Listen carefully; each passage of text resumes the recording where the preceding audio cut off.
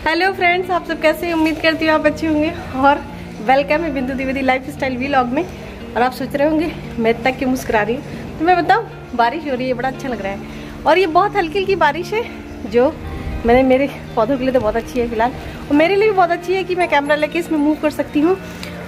और हल्की हल्की बारिश है तो इतना भीगूंगी नहीं, पर हाँ रियल में बहुत अच्छा लग रहा है, क्योंकि बारिश में भीगना किसको नहीं पसंद है। और इतनी गर्मी हो रही थी दिल्ली में, तो फिलहाल मज़ा ले लेते हैं थोड़ा बारिश का, क्योंकि बारिश में छम छम करने में मुझे बहुत मज़ा आता है।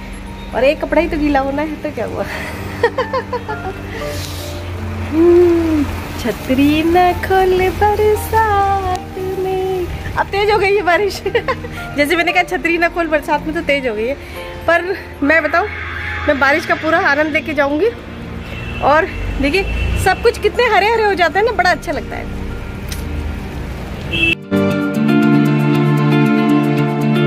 तो फ्रेंड्स, मैं आज अपनी फैमिली के लिए कुछ अच्छा नाश्ता बनाने जा रही हूँ। अच्छा नाश्ता मतलब कि ये नाश्ता थोड़ा सा लोगों को टफ लगता है, पर मैं हमेशा जो है फैमिली के लिए हेल्दी नाश्ता बनाने की कोशिश करती हूँ। और ये जो मैंने आटा पिसवाया था ना, ये करीबन 2.5 किलो से ऊपर है, मतलब 3.25 किलो का आटा। और ये आटा कल मैंने बनाया था, वो डोसे बनाए थे। और आज मैं बनाने जा रही हूँ फरे। फरे बनाने के लिए पता है आपको, लोगों को बहुत टफ लगता है, पर इतना ज्यादा टफ नहीं है। इसमें थोड़ा सा लहसुन ले लीजिए, थोड़ी सी अदरक ले लीजिए और थोड़ी सी मिर्च ले लीजिए। और इनको जो है, वो जो दाल है ना, इसी दाल के साथ जो है, इसी दाल के साथ मैं पीस लूंगी। बाद में इसमें नमक डाल दूंगी। और दाल जो पीसनी है वो बहुत ज्यादा, मतलब कि आपको गीली गीली नहीं पीसनी है, थोड़ा सा इसमें पानी निकाल के पीसना है। फिर मैं आटा गूंथ लेती हूँ। आटा मैं इसलिए गूंथूंगी क्योंकि मुझे आटा जो है रखना है थोड़ी देर तक, तो थोड़ी देर तक रखूंगी तभी आटा फूल पाएगा और इसके बाद बना पाऊंगी। तो चलिए स्टार्ट करते हैं आज बनाने के लिए फरे। और ये बिल्कुल देसी स्टाइल है, पता है आपको, सबको पसंद होता है और नाश्ते में बहुत अच्छा होता है। तो फ्रेंड चलिए बनाते बनाते जो है मैं आपको कुछ 2 टिप्स बताती हूँ, जिससे कि आपके ससुराल और पति की नज़रों में आपकी इज्जत बहुत बनी रहेगी। पहला टिप्स तो ये है कि जब भी शादी हो जाती है, नई नई दुल्हन आती है, तो वो किचन से बहुत घबराती है।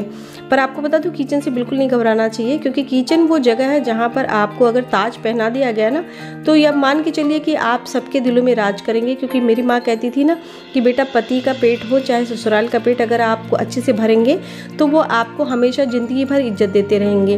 तो मैं जब शादी होकर आई थी, तो मुझे दूसरे दिन ही किचन दे दिया गया था, क्योंकि मेरी जिठानी को बहुत ही ऑब्जेक्शन था कि मैंने इतने साल तक बनाया है तो अब ये बनाएगी। जबकि मेरे हाथ की मेहंदी भी नहीं छूटी थी, पर मुझे इतना ज़्यादा फर्क नहीं पड़ा था, क्योंकि मेरी माँ ने पहले ही कह दिया था कि बेटे, जाते ही किचन पे, अगर आपका किचन पे कब्जा है ना, तो आपको दुनिया की कोई भी ताकत जो है, एक मतलब बहू को अच्छा सम्मान देने से कोई भी हिला नहीं सकती। क्योंकि आपको बता दूं, सारी जो लड़ाइयाँ होती हैं घरों में, वो किचन से स्टार्ट होती हैं। अक्सर लोगों के घर में लड़ाइयाँ यही होती हैं कि किचन में वो खाना नहीं बनाती है, सुबह हमें टाइम से खाना नहीं देती है, तो बहू को, सास को बहुत सारी शिकायत होती है कि किचन में ही काम नहीं करती है।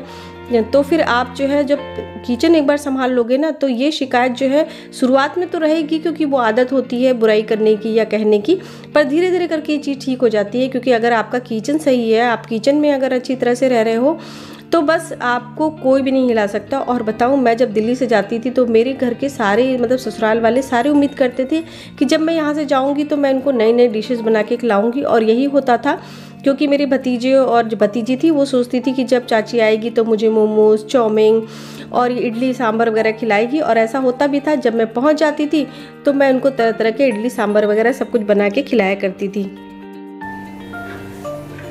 और देखिए फ्रेंड, गरम गरम फरे जो है ये तैयार हो गए। उनको निकाल लेती हूँ। वैसे काफ़ी स्टीम्ड है, तो इसमें चिमटे से निकालूंगी। और ये देखिए कितने सारे मैंने फरे यहाँ पर है ना।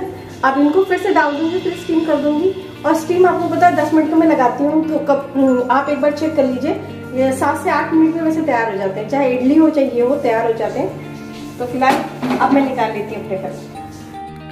और फ्रेंड्स जो है, मैं बता दूं आपको कि मेरे जो गांव का किचन, मतलब मेरे ससुराल का किचन, वो जीने के नीचे, जहां बहुत गर्मी होती थी और एग्जॉस्ट फैन बहुत कम चलता था। क्योंकि गांव में लाइट कहाँ आती है, आपको भी पता है कि गांव में लाइट बहुत कम आती है और 8-10 घंटे लाइट कटती रहती है।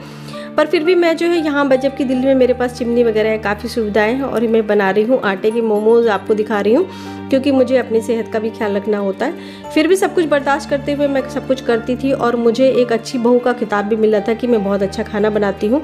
हालांकि रिश्तेदार मुझ इस बात से बहुत चिढ़ते थे और बार बार मेरी सास से कहते थे, अरे वो तो काहिल है, सिर्फ किचन में घुस जाती है और तुम लोग को लगता है कि बहुत सारा काम करती है। पर जो रिश्तेदारों की बात में आता है उससे बड़ा मूर्ख कोई है ही नहीं, क्योंकि रिश्तेदार कहीं भी पसंद नहीं करते कि किसी की बहू की तारीफ हो और उन्हें सम्मान मिले। आटे के फरे जो मेरे लिए बेसिकली। और दूसरी टिप्स है कि आप किसी से उम्मीद ना करें। अगर आप काम करते हैं और काम करने के साथ साथ आप उम्मीद करते हैं कि दूसरा भी आपसे ये काम आपके लिए काम कर देगा, तो बिल्कुल उम्मीद ना करें। मैं आपको एक उदाहरण बताती हूँ। जब मैं किचन में होती थी तो मैं सोचती थी कि मेरी बेटी जब 5-6 महीने की थी, मैं जाती थी और तो मैं सोचती थी कि शायद कोई मेरी बेटी को नहला देगा, कपड़े पहना देगा या मालिश कर देगा। तो मेरे घर में ऐसा कुछ भी नहीं होता था, कोई भी मालिश करने को तैयार नहीं होता था। और कहते थे लोग, हमारे बच्चे, मेरी सास कहती थी मेरे बच्चे बड़े हो गए, मेरी मालिश की आदत ख़त्म हो गई है। मेरी जिठानी कहती है, मुझे मेरे 2 बच्चे हैं पर मुझे बहुत डर लगता है तुम्हारे बच्चों को मालिश करने के लिए। अविष्का जो पहले जुट गई हैं फरे खाने के लिए। और ये चावल के हैं, तो चावल के फरे जो है मैंने बता रही फर्स्ट टाइम बना रही हूँ। वैसे मैं आटे के बनाती थी और चावल आता नहीं था, ये पीसना और बड़ा मुश्किल होता था, तो इसलिए मैंने बनाए। और आपको बताओ, हमेशा ये चीज़ें बनाती रहना चाहिए, क्योंकि मैं कहती हूँ कि कभी कभी अविष्का फ्यूचर में कभी ये ना कहे कि माँ ने मुझे ये नहीं बना के खिलाया, या मेरे हस्बैंड कहे कि मेरी माँ ये तो बनाती थी पर बिंदु नहीं बनाती है। तो मतलब जितनी भी वाइफ्स हैं और कहते भी हैं कि हस्बैंड और बच्चों को अगर खुश रखना है तो उनका पेट खुश रखना चाहिए, इसलिए मैं उनका पेट खुश रखती हूँ और सारी बातें इनसे मनवा लेती हूँ। मेरे तो मम्मी जो मेरी मम्मी थी वो कब बनाती थी, सासू माँ में बहुत बनाती थी। हाँ, सासू के माँ के आपका हाथ का आप कभी खा लो ना, अब तो है नहीं, यदि खाते तो आपको हाथ चाटते रहते, उंगली चाटते रहते। क्योंकि वो देसी आइटम बहुत बनाती थी और इसी वजह से मुझे ये सारी चीजें आती हैं, क्योंकि मेरी मम्मी जो है ये सब चीजें बहुत बनाया करती थी। और तो मैं अपनी बेटी को ये सब खिलाती हूँ ताकि मेरी बेटी को पता चले कि ये सारी चीजें क्या होती है।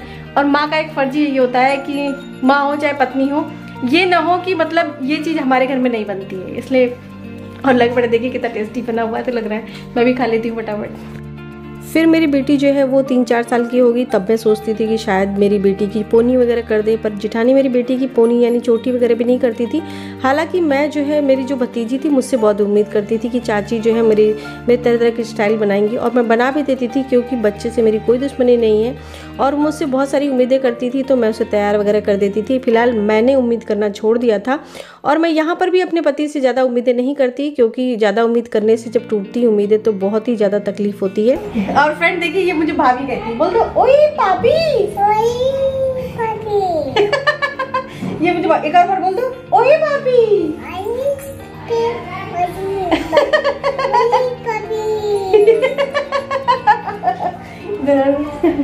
कह दो हाय, और फिर कह दो ओए भाभी, कह दो ओए भाभी। ये मैं इनकी भाभी हूँ, बताओ इतनी छोटी सी ननद हो सकती है? हाँ, मम्मा नहीं, ये कौन है? कर दो, ऐसे कर दो हाय फ्रेंड्स, बोल दो, ऐसे कर दो हाय फ्रेंड्स, हाय फ्रेंड्स। कर दो एक लाइक दे देना, ऐसे कर दो, ऐसे कर दो, ऐसे कर दो, एक लाइक दे देना। कर दो एक लाइक दे देना, बोल दो फिर से, ऐसे कर दो, एक लाइक दे देना। और प्लीज लाइक दे दीजिएगा इस वीडियो को। बड़े कर दो, ओए पापी, ये मैं इनकी भाभी हूँ, क्योंकि इनकी मम्मी मुझे भाभी कहती है, इनकी मम्मा, तो ये मुझे भाभी कहती है, ओए भाभी। और आपको बता दूं, जब हम काम करते हैं और ज़्यादा उम्मीदें रख करके काम करते हैं ना, तो जो है क्या होता है कि कभी कभी उन उम्मीदों पे जब कोई खरा नहीं उतरता तो तकलीफ़ होती है। उस तकलीफ़ से बचने के लिए अगर हम उम्मीदें छोड़ दें तो आज नहीं तो कल वो बंदा ज़रूर सोचता है कि ये तो भाई उम्मीद ही नहीं करती है, तो सब कुछ ठीक हो जाता है। और मैं अविष्का के लिए बना रही हूँ आज दूध और चीनी डाल करके इस तरह से ब्रेड को बनाऊंगी। और ये नई चीज़ है, मैंने कुछ बस अपने मन से कुछ ना कुछ करती रहती हूँ। और मैंने ये ब्रेड से बनी है तो इसका नाम मैंने बबड़ी रख दिया है, क्योंकि रबड़ी जैसा लग रहा था और टेस्टी भी बहुत था खाने में, तो जो कि मैंने अविष्का को खाने के लिए दिया है। तो फ्रेंड्स देखिए, मैंने अविष्का के लिए आज जो क्या बनाया है, अविष्का कह रही सेवैयाँ है, पर अविष्का मैं इसको बता दूँ, इसका नाम है बबड़ी, ठीक है। तो अविष्का खाएंगी बबड़ी और बबड़ी खा के बताएंगी कि रियल में ये किस चीज की है और ये बबड़ी इनको कैसे लगी। आ जाओ, एक्सपेरिमेंट अगेन। और आप लोग जानते हैं ना, मैं एक्सपेरिमेंट करने से बाज नहीं आती, क्योंकि आविष्का है आविष्कार, मम्मा भी तो इसके आविष्कार है ना कुछ बनाऊंगी मैं। और आप लोग को बताया मैंने ये बबड़ी कैसे बनाई है। आविष्का प्लीज बबड़ी खाइए। मैं आपने ले लिया। हाँ यस, ये मेरा नाम है बबड़ी, ठीक है। बबली खाएगी बबड़ी।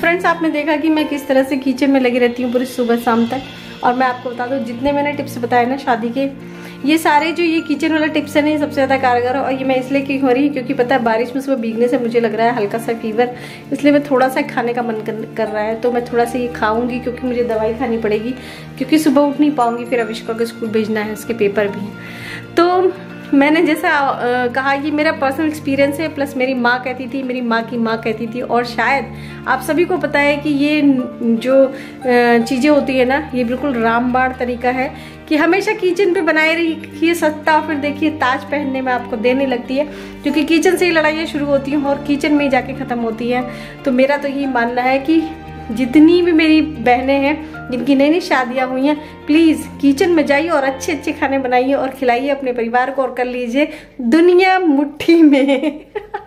तो चलिए आज के इतना ही, कल फिर मिलूंगी। और नए व्यूवर्स हैं जो प्लीज़ लाइक सब्सक्राइब और लाइक जरूर कर दीजिएगा, और जो पुराने वो तो लाइक करते हैं मुझे।